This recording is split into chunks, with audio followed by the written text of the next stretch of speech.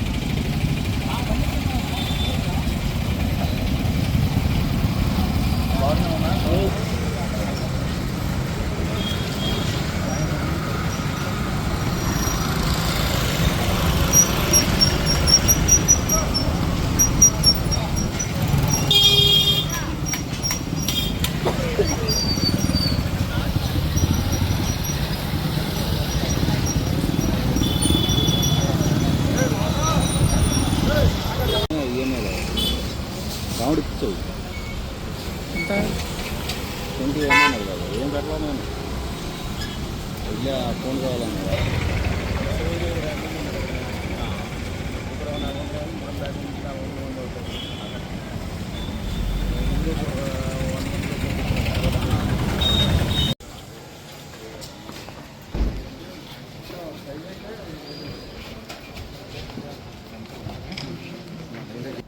Without your concern అలయన్స్లో ఉన్నప్పుడు first మీరు ఎందుకంటే మా మచిలీపట్నంలో చట్టసభలు కానీ పార్లమెంట్ ఏది మీరు ఉండగా ఎవరో ఒకరి పేరు అనౌన్స్ చేసి తప్పలేదు.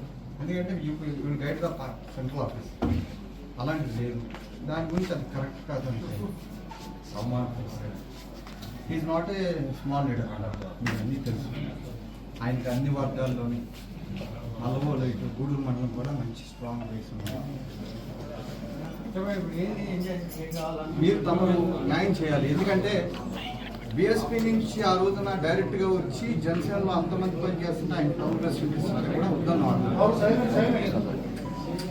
బీఎస్పీ సార్ 19 ఎలక్షన్ తర్వాత బీఎస్పీలో అతను క్యాన్వాస్ చేసి డైరెక్ట్గా రావటం టౌన్ ప్రెసిడెంట్ ఇవ్వడం జరిగిపోయింది. సరే పొలిటికల్ నాలెడ్జ్ లాగా పాపం జనసేనలో మాట్లాడడం కూడా సర్లే రామకృష్ణ గారిని గౌరవించాలి. వీఆర్ నాట్ అపోజింగ్ రామకృష్ణ గారు. దట్ పర్సన్ రామకృష్ణ గారిని అలాగా చేస్తున్నాడు. అతని మీద మీరు యాక్షన్ తీసుకోవాలి. ఎందుకంటే రేపు పొద్దున్న వెంకట్రావు గారు అంటే జైంట్ పొలిటీషియన్, ఆయన జరిగిన చిన్న చిన్న వాళ్ళు చాలా మంది జరుగుతుంది. అది మా అభివృద్ధి శర్మని వెంకట్రావు ఇంటికి వచ్చాడు సార్, కూర్చున్నాడు సార్, కూర్చుని ఫోన్ చూసుకున్నాడు సార్. అమాంతం వచ్చి మీద పడిపోయాడు సార్. వెంకట్రావు గారు అంటే మేము మా అందరం కలదించుకున్నట్టే సార్. మర్చిపోతున్నాం మా అందరి ఆపదలో ఇదైనట్టే సార్. బయట రకరకాల డ్రామాస్ వస్తున్నాయి సార్. ఏం చేసినా గడ్డం రాజు అనేవాడే జనసేనకి టౌన్ ప్రెసిడెంట్, ఏం చేసినా గడ్డం రాజే మోనార్కు, మీరు వృధా మనుషులు అని చెప్పి మమ్మల్ని ఇన్సల్టింగ్గా మాట్లాడుతున్నారు సార్. ప్రాథమికంగా మా ప్రధాన డిమాండ్ ఏంటంటే ముందు అతను టౌన్ ప్రెసిడెంట్గా అధికారికంగా మీరు దాన్ని తొలగించాలి సార్. 27 చరిత్రలో ఏ రోజున వెంకటరావు గారి మీద గౌరవాన్ని అన్ని పార్టీల్లో కూడా కమిటీ చేయించండి. వీఆర్ నాట్ గోయింగ్, మిమ్మల్ని యాక్షన్ తీసుకోమని నేను అడగట్లేదు. ముందు అంటే అలాగా సార్, పార్టీలో పెద్దగా ఉన్న వాళ్ళు ఇద్దరు వ్యక్తులు, గౌరవం ఉన్న ఇద్దరు వ్యక్తులు ఉన్నారు సార్. ఒకరి మీద ఒకరు చేసుకుంటే పార్టీ గౌరవం ఏమైపోతుంది సార్? పార్టీ అసలు ఇక్కడ జరిగింది రోడ్డు మీద వేరే వాళ్ళ ఫంక్షన్ లో ఒక వ్యక్తి వెళ్ళి గౌరవం ఉన్న వ్యక్తి పార్టీలో ఇంకో వ్యక్తి మీద దాడి చేయడం అనేది తప్పు సార్. ఇది కనుక మీరు యాక్షన్ కనుక తీసుకోకపోతే 4 రోజుల్లో నేను ఏదో పెద్ద నాయకుడు కొడతాను సార్. దాని తర్వాత మళ్ళీ నేను ఎలా చిన్న వెళ్తాను? చిన్న కాదు, మీరు ఏదో ఒక యాక్షన్ తీసుకోవాలి సార్. ఇది ఒక యాక్షన్ తీసుకోవాల్సిందే సార్. ఇలాంటి రకరకాల రూమర్స్. ఫోన్ చేసి వెళ్ళిపోయినాడు ఒక గైడ్ లైన్స్ చెప్పండి మళ్ళీ వచ్చి సేమ్ టైంకి వచ్చి కొట్టాడంటే ఆయనకి వెనక నుంచి ఎవరెవరో సార్ ఇక్కడ నోటిఫికేషన్ లేదు సార్, నోటిఫికేషన్ లేదు. అలయన్స్ లో ఏ దేనికి మెయిర్ ఇస్తారో తెలీదు, ఏమీ లేకుండా ఒక రోస్టర్ ప్రకారం లాస్ట్ టైం ఓసీ జనరల్ అయింది, ఈసారి రోస్టర్ ప్రకారం బీసీ ఇస్తారా లేకపోతే ఓసీ మళ్ళీ ఇస్తారా మహిళ ఇస్తారా ఏమీ లేకుండా నా పృథ్వీ ప్రశ్న అని చెప్పి ఎలా అనౌన్స్ చేస్తాం సార్? ఆ రోజు తీర్మానం పెట్టాడు కూడా మాదివాడు రాము గారు, మా మామగారు మాట్లాడారు, తీర్మానం పెట్టద్దు, అందరూ అభిప్రాయం తీసుకోండి అన్నప్పుడు కూడా గడ్డం రోజు ఖాతరు చేయలేదండి. అంటే ఏకపక్ష నిర్ణయంగా తీసుకోవడం అనేది ఎన్నేళ్ల చరిత్రలో ఎక్కడా లేదు. ఇది చాలా దారుణమైన పరిస్థితులు ఉన్నాయి ఇలా సార్ సార్. అంటే ఇలా మా కరోనాకు నేను అంటున్నాను అనుకో, ఇది మట్టు యాక్షన్ తీసుకోకపోతే వెంకట్రావు గారు అనే కాదు రేపు పొద్దున్న మేబీ నాకు కూడా జరగచ్చు. అందుకని కుర్రోళ్ళందరూ కూడా ఒక డెసిషన్లో ఉన్నారు సార్. ఇది అయ్యే వరకు మట్టుకు ఈ హీట్ అనేది చల్లారుస్తూ ఉండదు సార్. ఎందుకంటే వెంకట్రావు మీరంటే మాకు తెలుసు సార్. అందరికీ కావాల్సిన మీరు పోర్ట్ తెచ్చారు, రేపల్ రైల్వే రూట్ కోసం సెంట్రల్ మినిస్టర్ చేయిస్తున్నారు. మీరు క్యాపబుల్ పర్సన్ కాబట్టి వీఆర్ ఆస్కింగ్. ఎందుకంటే మాకు జనసేనలో మీరే హెడ్ మాకు ఇవ్వాలి, మచిలీపట్నం కాన్స్టిట్యున్సీ కానీ 7 పార్టీ కొన్ని గైడ్ లైన్స్ ఇస్తుంది, దాని ప్రకారం పోదాం ఊరికే దానికి అంటే అలాగా సార్. కానీ ఈ విషయం అనేది ఇది మటుకు వ్యక్తిగతం సార్. మనం చేసింది సబబు కాదు కదండి. అక్కడికి నాయకుడు వచ్చి కనీసం సార్ ఏమిచ్చారంటే అది ఎస్సీ కానీ ఎస్టీ కానీ మైనార్టీస్ కానీ మహిళ కానీ ఏదైనా మేము కూటమి తరఫున డిసిషన్ తీసుకుని అది నేను అనౌన్స్ చేసిన తర్వాతే మీరు పేపర్స్ తీసుకుని సైన్ చేయించుకుని రావాలి తప్పనిచ్చి మీ అంతా మీరు ఎవరికాలు ఇక్కడ కాదు మచిలీపట్నం కాదు ఏ కాన్స్టిట్యున్సీలో అయినా కూడా మీరు అలా ఇది చేయడం అనేది కరెక్ట్ కాదు, పనిషబుల్ అని ఇచ్చేసారు. అన్నగారు మేము వెళ్ళి మాట్లాడిన తర్వాత మేము క్లోజ్ అయ్యడం తప్పే 150 మంది ముందు నేను క్షమాపణ చెప్తున్నానని చెప్పారు. అది ఎందుకు చేయాలి? ఎందుకు క్షమాపణ సింగిల్ చేయాలి? పార్టీ మాకు అసలు వద్దు సార్, అసలు మాకేం ఇవ్వకపోయినా మాకేం వద్దు సార్. ఇప్పుడు అతని మీద ఏదైనా యాక్షన్ ఉందా లేదా చెప్పండి సార్, లేదంటే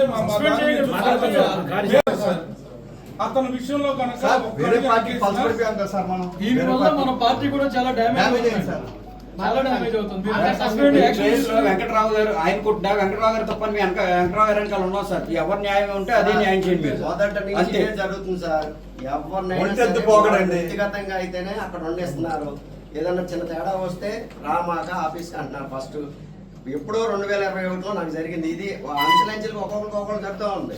ఈ రోజు కూడా అసలు ఇంత నిర్లక్ష్యం వస్తుందండి. అది మీరు ఏమైనా యాక్షన్ తీసుకోండి లేదా మా కార్యక్రమం మీరు చేసుకోండి.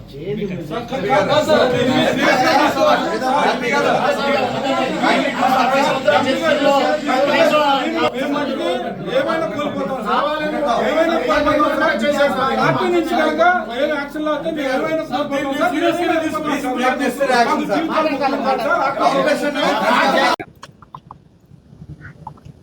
మచిలీపట్నం జనసేన పార్టీ అంటే రాష్ట్రంలోనే ఒక తలమాలికంగా ఉండే పరిస్థితి. అలాంటి పరిస్థితిలో ఈ 2 రోజుల క్రితం జరిగిన పరిణామాలు చాలా దురదృష్టకరం. ఏంటంటే లోకల్ బాడీస్ ఎలక్షన్స్ వస్తాయని చెప్పి ఊహించుకుంటూ ఒక నోటిఫికేషన్ కూడా ఇవ్వకుండా పార్టీ ఆఫీసులో ఒక మేయర్ అభ్యర్థిగా ఓ 25 మంది 30 మందిని కూర్చోబెట్టుకుని అనౌన్స్ చేసుకోవటం.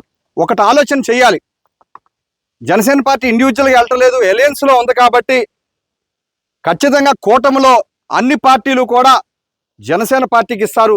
అదేవిధంగా సెంట్రల్ ఆఫీస్ నుంచి కూడా ఒక జనసేన పార్టీ నుంచి ఒక అభ్యర్థిని ఇవ్వమని చెప్పి అక్కడ చెప్పితే ఆ పని చేయాలి. అలా లేకుండా ఇవ్వటం అది ఏంటి అని చెప్పి ఒక సీనియర్ లీడర్, ఒక ex councillor, senior most councillor, అన్ని వర్గాల్లో ఒక మంచి గుర్తింపు ఉన్న నాయకుడు వెంకట్రావు గారిని ఒక ఫంక్షన్కి వెళ్తే ఆ ఫంక్షన్లో Janasena party Machilipatnam town president Raju అవమానపరుస్తాం. చాలా దురదృష్టకరం. ఏంటంటే మన పార్టీ అంతా కలిసి వేరే పార్టీ మీద వెళ్ళాల్సింది పోయి మన పార్టీలో వాళ్ళ మీద బురద జల్లటం, ఇలా అవమానపరచడం చాలా దురదృష్టకరం. ఆ విషయం మీద పార్లమెంట్ సభ్యుల వారిని మేము కోరితే ఆయన ఉయ్యూరు వచ్చి కార్యక్రమం చూసుకుని మచిలీపట్నం జనసేన పార్టీకి కోసం ఆయన వచ్చేయడం జరిగింది. ఇప్పుడు పార్లమెంట్ సభ్యుల వారి ఇంటి దగ్గరే ఉన్నాం. ఆయనతో కూడా చాలా క్లారిటీగా చెప్పడం జరిగింది. ఆయన కూడా ఒకటే అన్నారు, చాలా చాలా సానుకూలంగా స్పందించడం జరిగింది. ఆయన ఏమన్నారంటే చాలా పొరపాటు జరిగింది, ఇంత పెద్ద నాయకుడికి అలాంటి అవమానం జరగకూడదు, ఖచ్చితంగా నెసరీ యాక్షన్ మేము తీసుకుంటా ఉన్నారు. పార్లమెంట్ సభ్యులు వారు పెద్దలు కాబట్టి, సీనియర్ మోస్ట్ పార్లమెంటరీ బాలశౌరి గారు కాబట్టి మేము చెప్పడం జరిగింది. కానీ ఈ town president, Machilipatnam town president Geddam రాజును సస్పెండ్ చేసే వరకు కూడా జనసేన పార్టీ శ్రేణులు ఎవరు కూడా నిద్రపోరు. ఖచ్చితంగా మచిలీపట్నం కోనే సెంటర్లో అనేకమైన ఉద్యమాలు జరిగినాయి, ఆ ఉద్యమాల్లో ఫలం అందుకున్నాం మేము. అదే పరిస్థితిలో ఈ రాజుని సస్పెండ్ చేసే వరకు కూడా జనసేన పార్టీ కార్యకర్త నిద్రపోరు. ఖచ్చితంగా రేపు నుంచే కార్యాచరణ మొదలు పెడతాం. ఈ ఒక్క కూడా గవర్నమెంట్ పార్లమెంట్ సభ్యులు బాలశౌరి గారికి కూడా, సార్ మీరు ఏమనుకోవద్దు, మీరు ఏదో ఐవాష్గా చెప్పినా మేము పట్టించుకోం, ఖచ్చితంగా అతను సస్పెండ్ అయ్యే వరకు మట్టుకు మేము కార్యాచరణ చేస్తూనే ఉంటామని తెలియజేయడం జరిగింది. ముఖ్యంగా ఒక విషయం చెప్తున్నా, ఏదైతే మచిలీపట్నం జనసేన ఇన్ఛార్జ్ రామకృష్ణ గారు ఉన్నారో ఆయన్ని పక్కదో పట్టిస్తున్నాడు ఈ టౌన్ ప్రెసిడెంట్. ఇతను ఒక గౌరవేతనం తీసుకునే వ్యక్తి రామకృష్ణ గారి దగ్గర. ఇతనికి ఏంటంటే పొద్దు నుంచి సాయంత్రం 2-3 మీడియాలో ప్రెస్సులు పెట్టి ఆయనకి చిడతలు కొడతాం, ఇన్ఛార్జ్ గారు చిడతలు కొడతంలో రామకృష్ణ గారు ముగ్ధులైపోయారు టౌన్ ప్రెసిడెంట్ అంటే. అంతేకాని ఆయనకున్న మంచి పొలిటికల్ మైలేజ్ అంతా మొన్నటితో ఆ గ్రాఫ్ అంతా, రామకృష్ణ గ్రాఫ్ అంతా కూడా ఈ టౌన్ ప్రెసిడెంట్ పాడు చేశాడని చెప్పే విషయాన్ని రామకృష్ణ గారు కూడా గుర్తించలేని పరిస్థితిలో ఉన్నారు. రామకృష్ణ గారు, ఒక్కసారి రామకృష్ణ గారు మీరు పునరాలోచన చేసుకోండి. ఈ టౌన్ ప్రెసిడెంట్ని మీరే గౌరవంగా, మీరు ఎన్నుకున్నారు కాబట్టి మీరే గౌరవంగా అతను తీసేసి మళ్ళీ కొత్త కమిటీ వేస్తే మీకు గౌరవం ఉంటుంది జనసేన పార్టీలో మచిలీపట్నం పొలిటికల్ సినారియోలో. లేదంటే అతనితో పాటు మీరు కూడా కొద్దిగా డ్యామేజ్ అయ్యే పరిస్థితి అని చెప్పి కూడా రామకృష్ణ గారు తెలియజేసుకుంటున్నారు. నమస్కారం అండి. ప్రధానంగా మీరు ఏం డిమాండ్ చేశారు ఎంపీ గారిని చెప్పండి. తప్పకుండా చెప్తామండి. ఏం చేయబోతున్నారు కార్యాచరణ చెప్పండి. గత 2 రోజుల క్రితం ఆదివారం రోజు మా అత్తగారి శర్మణి కార్యక్రమంలో వెంకట్రావు గారు వారు వచ్చి కుర్చీలో కూర్చుంటే అమాంతం గడ్డం రాజు అనే వ్యక్తి మా కొట్టే వెంకట్రావు గారి పైన విరుచుకుపడ్డాడు. ఇవన్నీ చెప్పుకోవడానికి చాలా బాధాకరంగా ఉంది. మా ఆత్మ గౌరవం ఆయన కొట్టే వెంకట్రావు గారు 60 సంవత్సరాలకి దగ్గరలో ఉన్నారు. ఈ రోజు వరకు ఆయన ప్రతిదీ కూడా చిన్న గొడవ కానీ, ఎవరితో మనస్పర్ధలు కానీ ఎటువంటి లేవు. అలాంటి వ్యక్తి మీద ఈ పనికిరాని గడ్డం రాజు అనేవాడు ఏ ఉద్దేశంతో ఈ దిగజార్చుడి కార్యక్రమం చేశాడండి. ఆయన 2009 ప్రజారాజ్యం పార్టీ స్ఫూర్తితో రాజకీయాల్లోకి వచ్చి 2014లో పవన్ కళ్యాణ్ గారు తెలుగుదేశానికి మద్దతు ఇస్తే ఆ భాగంలో కౌన్సిలర్గా పోటీ చేశారు. 5 సంవత్సరాలు మచిలీపట్నం అప్పుడు మున్సిపాలిటీ, ఆ మున్సిపాలిటీలో 5 సంవత్సరాలు వాటిలో అడగండి వారి పనితనం. అదేవిధంగా వారి తండ్రి పేరు మీద పార్కు, సొంత డబ్బులతో పార్కులు అభివృద్ధి చేశారు. ఎన్నో కార్యక్రమాలు చేశారు. పెన్షన్లు అని ఆయన పని అడిగినోడే, పని అడగలోడే అడగలేకపోవడమే వాళ్ళ బాధ.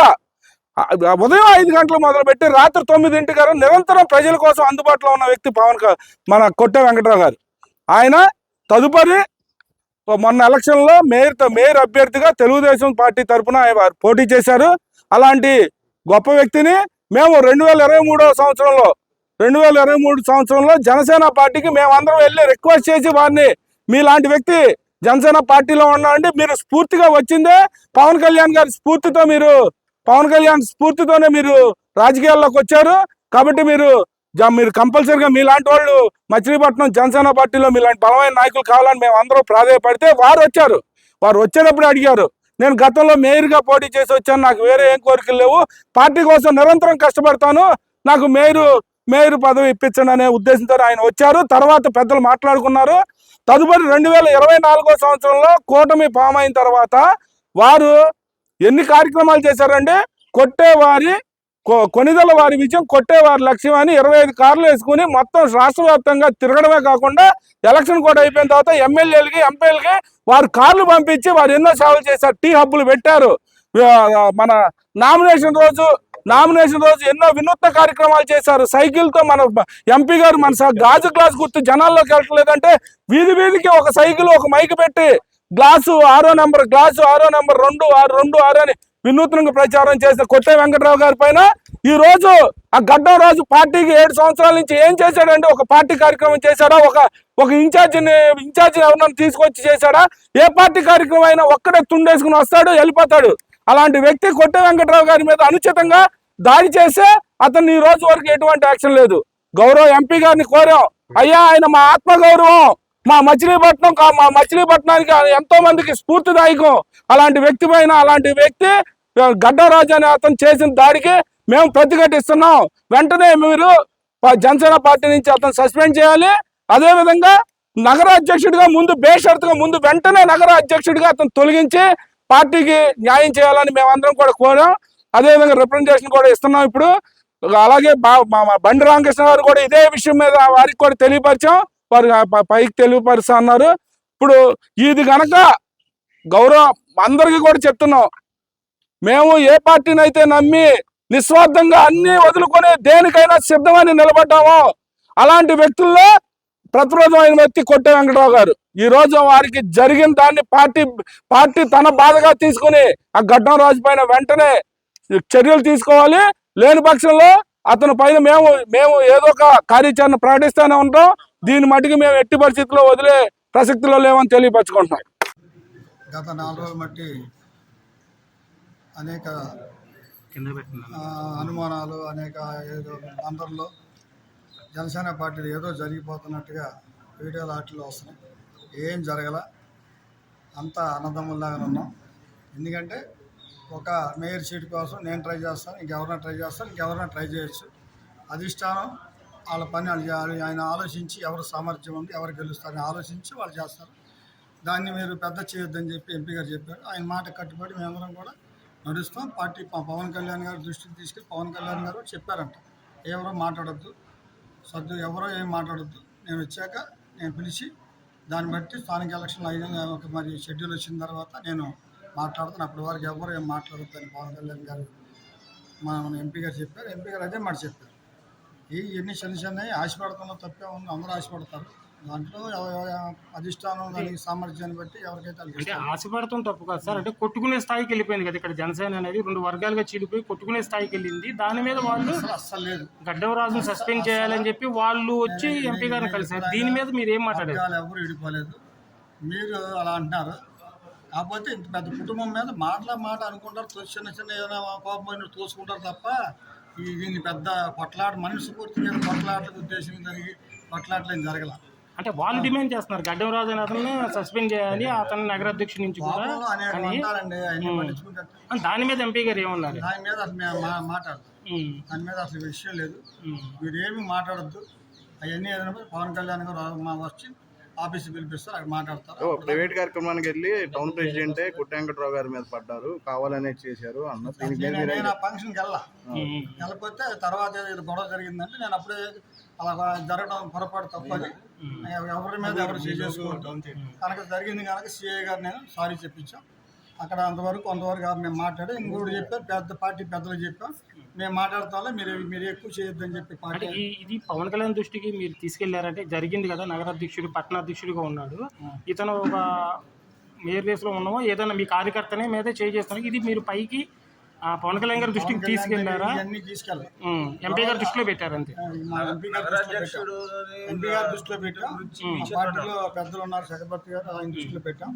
వాడు మేము మాట్లాడతాం, అప్పుడు మీరేం మాట్లాడుతూ కామ్గా ఉంటే ఎవరు ఇవ్వాలా ఎవరికి ఇవ్వకూడదని మేము డిసైడ్ చేస్తాం, మీరు డిసైడ్ అవ్వద్దని చెప్పాం. సార్ ఇంకా మేయర్ పదవి రిజర్వేషన్స్ అవి కూడా ఖరారు కాలేదు కదా. అంటే వాళ్ళు ఆశపడతారు, మేము ఆశపడతాం, తెలుగుదేశం వాళ్ళు ఆశపడతారు, బీజేపీ వాళ్ళు ఆశపడతారు, తప్పే ఉంది. అంటే ఇక్కడ వచ్చిన సమస్య అది కాదు సార్, మీరు ఆయనకి కొట్టేంకరావు గారికి హామీ ఇచ్చి పార్టీలో తీసుకొచ్చారనేది ప్రధాన డిమాండ్. అసలు ఎవరు మేము హామీ ఇస్తాం, మేము ఎవరు అండి, మీరు పార్టీలో తీసుకొచ్చేటప్పుడు ఆయనకి హామీ ఇచ్చారు అనేది వాళ్ళ ఆరోపణ. ఉండండి, కూటమిలో మేము ఎవరికైనా చేయగలమా? చేయలేరు. మీరు పార్టీలో తెచ్చేటప్పుడు నాకు ఇచ్చారని చెప్పి వాళ్ళు ఆరోపణ చేస్తున్నారు తప్ప నేనే మాట ఇవ్వలేదంటే. అలాగే మనం కొల్లు రవీంద్ర గారు వచ్చారు, ఆయన ఇంటికి వచ్చి మనం ఎలక్షన్లో మనందరం కలిసి చేద్దామంటే ఆయన అడిగారు, నేనేం మాట్లాడలా. ఎందుకంటే నేను నా చేతిలో ఉండదు కదా, అది చంద్రబాబు అక్కడ పార్టీ అధిష్టానం చేతిలో ఉండే విషయం నేను ఎలా మాట్లాడతాను, నా చేతిలో ఉంటుందా? గడ్డం రాజుని పట్టణాధ్యక్షుడిగా సస్పెండ్ చేయకపోతే కార్యాచరణ ఏర్పరచుకుంటాం, ఇదంతా పార్టీ ఆఫీస్ చూసుకుంటుంది. అది కాదు, ఏమి ఉండదండి, ఏదో చిన్న గ్యాప్ వస్తుంది, 2 రోజులు అందరూ కోపంలో ఉంటాం, 4వ రోజు అందరూ సర్దుకుంటాం అంతే తప్ప ఇంత పెద్ద కుటుంబంలో చిన్న చిన్న వస్తానే ఉంటాయి రాకుండా ఎందుకు ఉంటాయి? పదవులు ఇంకా ఉన్నా ఆశిస్తున్నారని చెప్తారు. మీ పదవి ఉన్నా ఏరియా మీద ఆశిస్తాం ఏంటి మాకు అవకాశం ఇవ్వండి. అదేం తప్పే ఉంది, తప్పే ఉంది. 2 జిల్లాలకి లేకపోతే ఎమ్మెల్యే పోటీకి వెళ్తామేమో, తప్పే ఉంది అన్న.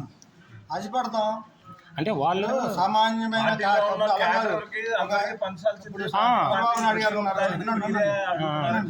చంద్రబాబు నాయుడు గారు ఉన్నారు. ఒక కాలేజ్ స్టూడెంట్ గారి నుంచి ముఖ్యమంత్రి స్థాయికి వెళ్ళాడు. మేము కూడా మా స్థాయి నుంచి ఎమ్మెల్యే స్థాయికి మేము కోరుకుంటాం.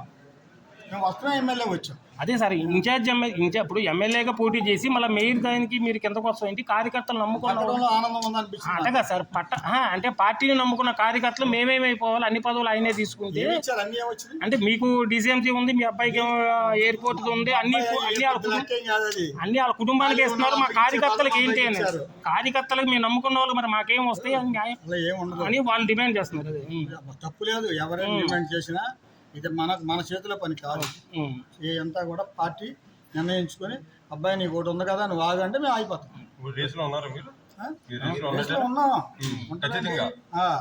పవన్ కళ్యాణ్ పుట్టినరోజు వేడుకల మీటింగ్ అని చెప్పి సడన్ గా తీర్మానం చేశారంటే అది నిజమా కాదండి? అది మేము స్థానిక ఎలక్షన్ లో మాట్లాడుకున్నాం, తర్వాత ఎవరు చెప్పలేదు మాట్లాడుకున్నాం, అంటే ఇది కూడా మాట్లాడుకున్నాం. అంటే దానికని పిలవలేదు. పవన్ కళ్యాణ్ పుట్టినరోజు వేడుకలు ఎలా చేసుకుందాం అని పిలిచి అంటే గ్రూప్ లో మెసేజ్ ఉంది, మీకు పెడతాను, మీరు చూసుకోండి. అంటే అందరినీ పిలవలేదు, కొంతమందినే పిలుచుకుని ఓకే చేసుకున్నారు. అందరికీ నమస్కారం.